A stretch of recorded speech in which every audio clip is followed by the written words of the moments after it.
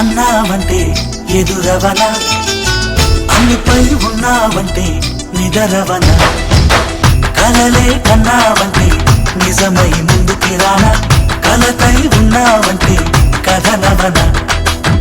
అమ్మలో ఉండే సగం అక్షరం నేనే, నాన్నలో రెండో సగం లక్షణం నేనే.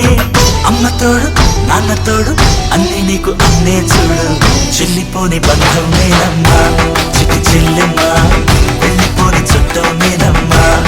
చూపులోన దీపావళి, నవ్వులోన రంగోళి, పండుగలు నీతో రావాలి, నా గుండెలోన వేడుక కావాలి.